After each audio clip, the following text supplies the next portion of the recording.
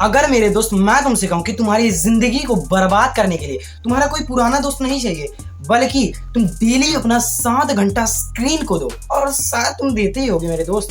Well अगर ऐसा है तो तुम इसी स्पीड से अगर 5 साल तक लगातार स्क्रॉलिंग करते रहोगे तो मेरे दोस्त आज से 5 साल बाद तुम इमेजिन करो कि तुम क्या करते रहोगे। सोचो सोचो, मैं थोड़ा वक्त देता हूँ तुम्हें, सोचो।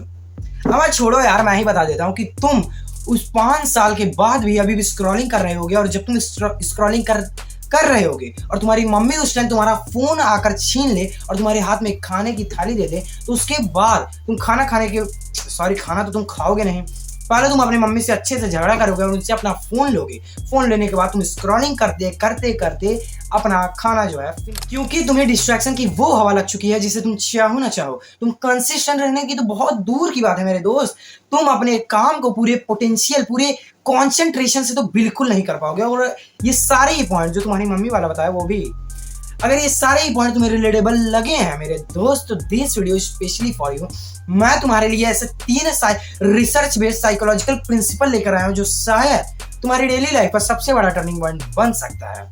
और एक चीज और कहना चाहूंगा मेरे दोस्त कि वीडियो को बनाने में बहुत ज्यादा मेहनत लगती है, और अगर वीडियो पसंद आएगा तो उसे लाइक और सब्सक्राइब कर दिया करो, क्योंकि जब तुम लाइक और सब्सक्राइब कर देते हो तो यूट्यूब समझ जाता है मेरे दोस्त कि तुम्हें ऑर्केस्ट्रा की वीडियोस नहीं चाहिए, या फिर तुम्हें डिस्ट्रैक्ट करने वाली वीडियोस नहीं चाहिए। तुम्हें ऐसी ही और अच्छी और इंफॉर्मेटिव वीडियो चाहिए जिससे तुम आगे भी कम बैक कर सको। Without wasting any time, let's start this mastermind video. Chapter number 1 को समझाऊंगा, लेकिन एक बहुत अच्छे एग्जांपल से। मेरे दोस्त तुम इसे इस चीज से समझो कि तुम डेली एक बाल्टी में एक बूंद पानी डाल रहे हो। शायद 1 बूंद डालो कुछ ना हो, 100 बूंद डालो कुछ ना हो, 1000 बूंद डाल दो, शायद उतना फर्क ना पड़े मेरे दोस्त। लेकिन तुम डेली अगर उसी बाल्टी में डेली पानी डाल रहे हो तो एक दिन ऐसा आएगा जिस दिन वो बाल्टी भरेगी, और जिस दिन वो बाल्टी भरेगी तो शायद तुम उसे कुछ भी काम कर सकते हो।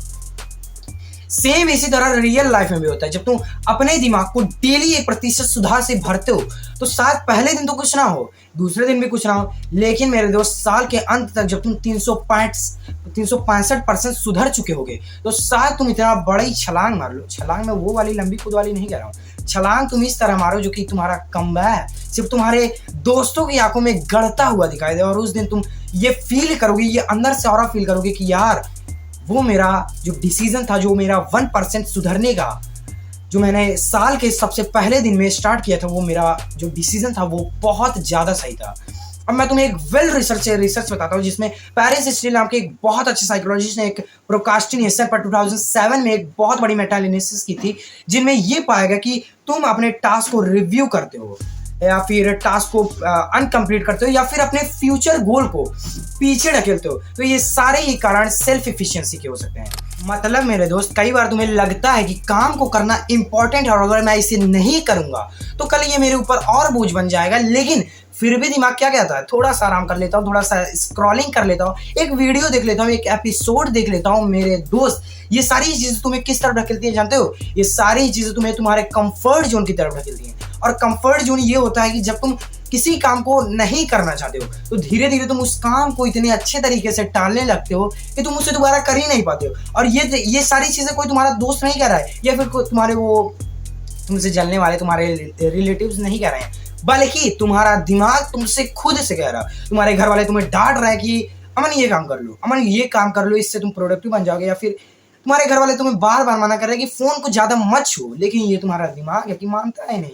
ये कहता है कि एक वीडियो और देख लेता हूँ, और यही एक स्क्रॉलिंग, यही एक वीडियो, यही एक एपिसोड तुम्हें उस कंफर्ट जोन की तरफ ढकेलता है, जिस कंफर्ट जोन से जो कंफर्ट जोन तुम्हारे सक्सेस के प्रोग्रेस के बीच में आ जाता है। और जब ये कांटा तुम्हारे प्रोग्रेस के बीच में आकर अटक जाता है ना, तो तुम अपने काम को कभी कर ही नहीं पाते। तुम जो अचीव करना चाहते हो, तुम अपने गोल्स को पाना जो चाहते हो, वो तुम कभी कर ही नहीं पाते हो। और जब ऐसा होता है तो मुझे बताने की जरूरत ही नहीं है कि तुम क्या होता है इसके बाद। अगर मैं तुम्हें कंसिस्टेंसी का एक बेस्ट एग्जांपल दूं तो वो है माइक्रोसॉफ्ट के founder Bill Gates. Bill Gates की कहानी ऐसे स्टार्ट होती है कि ये एक लेगी साइट्स के स्कूल में पढ़ते थे, जिस स्कूल में बहुत सारे बच्चे पढ़ते थे जो कि बिल गेट्स से बहुत बहुत बहुत ज्यादा इंटेलिजेंट हुआ करते थे। क्या उस टाइम पे बिल गेट्स के साथ टॉपर नहीं थे? बिल गेट्स से बड़े बड़े टॉपर उस क्लास में पढ़ा करते थे, लेकिन किसी का भी कंप्यूटर में कोई इंटरेस्ट नहीं था उनके स्कूल में। इवन उनके एरिया में, उनके पूरे ऐसे जिला ले लो या फिर कोई बहुत बड़ा नगर, सिटी कुछ भी ले लो यार, उनके उस सिटी में सिर्फ एक कंप्यूटर था जो कि उनके स्कूल में था। और वो स्कूल इतना बड़ा था कि उसमें इतने बच्चे थे कि शायद मैं बता भी ना पाऊँ, तो इतने बच्चे पढ़ते थे। उसमें से सिर्फ 2 बच्चे थे जिन्हें कंप्यूटर चलाने का सबसे ज्यादा शौक था। एक तो थे बिल गेट्स और दूसरे थे उनके दोस्त। जो उनका दोस्त था वो भी बहुत ज्यादा उनसे ज्यादा तुम कह सकते हो कि कोडिंग करने में मास्टर था, और बिल गेट्स भी कोडिंग करते थे लेकिन उनसे अच्छा नहीं। अब इसमें मैं तुम्हें 2 चीजें बताऊंगा। पहला तो तुम्हारी कंसिस्टेंसी और दूसरा लक। अब जो उनका दोस्त होता है, आज से 18 साल, पता नहीं वो कितने साल के हो गए थे बिल गेट्स, तो जब बिल गेट्स बड़े होते हैं और जब उनका दोस्त भी बड़ा होता है तो दोनों की कौशलताएं यानी दोनों की स्किल्स भी बढ़ती है, यानी जो उनकी कोडिंग करने की स्किल्स वो काफ़ी ज़्यादा हाई हो जाती है। यानी अब उनके जो दोस्त होते हैं और जो बिल गेट्स होते हैं, ये दोनों ये कंपनी को स्टार्ट करने का निर्णय लेते हैं। क्या उस टाइम पे माइक्रोसॉफ्ट जैसी कंपनीज नहीं थी मेरे दोस्त? थी, लेकिन माइक्रोसॉफ्ट के टक्कर में नहीं थी। अब ये होता है कि जो बिल गेट्स के जो दोस्त होते हैं, और ये कहानी तुम्हें पूरी इंटरनेट पर कोई नहीं बताएगा, तुम चाहे सर्च कर लेना। जो बिल गेट्स का दोस्त होता है वो एक पहाड़ी पर जाकर चढ़ता है और उस पहाड़ी से वो गिर जाता है। अनफॉर्चुनेटली उनके दोस्त की डेथ हो जाती है।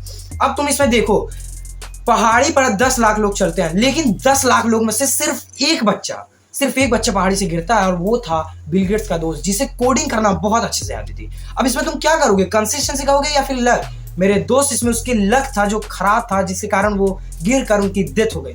और वहीं बिल गेट्स अपने काम को करते गए पूरी कंसिस्टेंसी से, और आज उन्होंने माइक्रोसॉफ्ट जैसी इतनी बड़ी कंपनीज खड़ी कर दी है। अब क्या फ्यूचर में ऐसी कोई कंपनी नहीं होगी जो माइक्रोसॉफ्ट को टक्कर दे पाए? मेरे दोस्त ऐसा बिल्कुल नहीं है। अगर कोई बंदा जो होगा उनसे ज्यादा मेहनत करेगा, या फिर अब तो एआई इतना ज्यादा डेवलप हो चुका है, अगर वो बिल गेट्स से उतनी ज्यादा पूरी कंसिस्टेंसी से अपने काम को करेगा तो डेफिनेटली है फ्यूचर में ऐसी कोई कंपनी आएगी जो बिल गेट्स को माइक्रोसॉफ्ट को टक्कर देगी, वो भी बहुत बुरी तरह से।